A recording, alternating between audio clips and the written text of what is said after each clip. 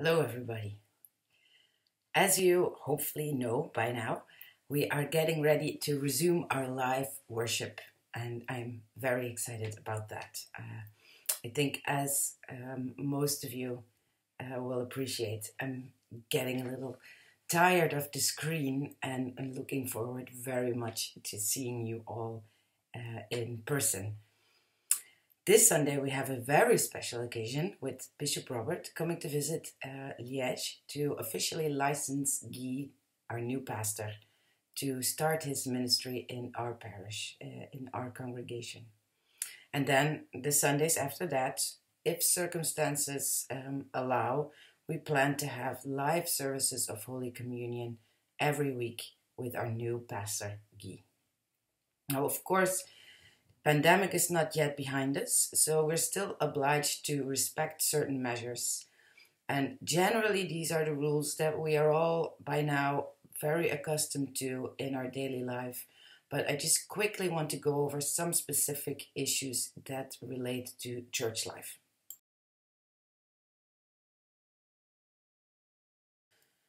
So first, of course, when you're sick or when you're a risk patient, we ask you to stay home. When you do want to come to the service, you have to register. And I'll say a little bit more about that later. Bring paper tissues for sneezing, for coughing, and dress warm enough because we have to ventilate the room. So if you are inclined to be cold, wear a scarf so that you are warm enough throughout the service. You have to wait outside until the ushers, the wardens, let you in, because we can't be running around within the building as long as we're still setting up. You have to wait outside, we can only be in the church inside for the duration of the service. So please wait outside. Keep your distance from everyone outside of your own family bubble. So that means 2 meters distance, but also no touching, no kissing. I'm very sorry, but that's the way it is. There is hand sanitizer at the entrance of the church. Please use it as you enter. Wear your face mask throughout the service. We are allowed to sing, but we have to do it behind our masks. When people are asked to do a reading or prayers and you come to the front, you are allowed to take it off to do the reading so that everybody can clearly hear you.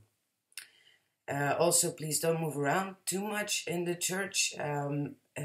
If you want to go to the bathroom, go via the outside, via the terrace, not via the stairs, and don't go into the kitchen. If you want to bring an offering, you can still leave it in the basket at the back of the church as you leave, and we will then bring it to safety straight after. And very, very unfortunately, we're still not allowed to have any kind of gathering except worship. So no fellowship after the service, no coffee, and we need to ask you to go straight home. So don't linger.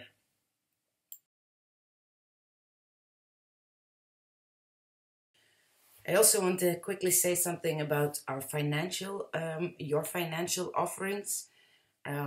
As I think you can appreciate, we haven't had much income this past year due to the lockdown. Unfortunately, we also haven't had to pay much rent, which is why we've made it through the year. But if we want to go into the future and grow our church and bring new life into the church, we really need your support, also financially. And it would help us also if you do that via bank transfer, via pledging, because that will help us make a budget. We know a little better what to expect. So we know after we pay our expenses, is there money left for certain activities to have when we can, of course, fellowship or outreach activities.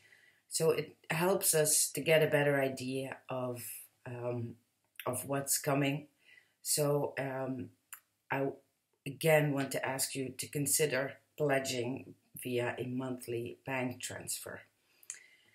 You don't have to. If you want to bring your money in cash, you can still do it, but because of sanitary reasons, we don't collect it during the service. We leave the basket at the end of at the back of the church. So as you leave the building, you can leave your offering in the basket, and then the wardens will bring it to safety.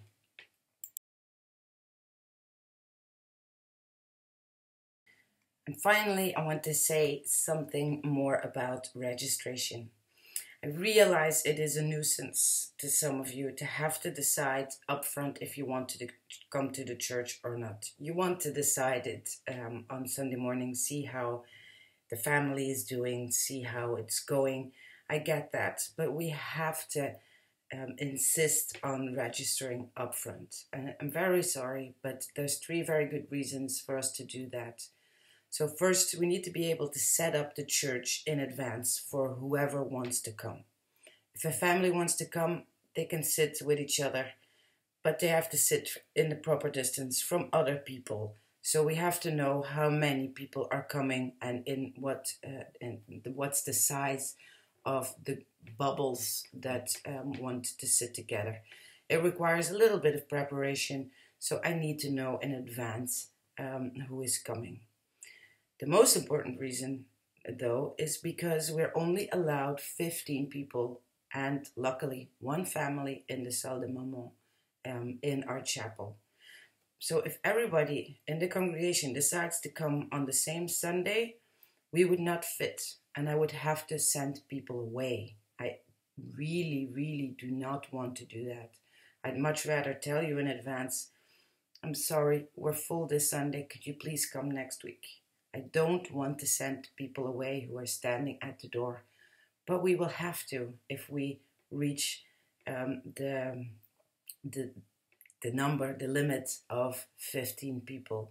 So that's really important for you to register. And also a third reason is if somebody in the congregation should get infected, we need to be able to tell people that you've possibly been in contact with somebody who's sick, so you should get tested. So that's another important reason. So I know this is unpleasant, but please do not let it stop you from coming back to church. We are very much looking forward to seeing you again. We are very excited to welcome Guy in our congregation, and it would be really lovely if there's many of you to welcome him over the coming weeks, to welcome him to Liège and to our congregation. So all you need to do is just send me a message, text, WhatsApp, email, call me on the phone. Just let me know you want to come and I will tell you, okay, and that's it. So, I really do hope to see many of you this Sunday or in the weeks to come. And for now, all the best.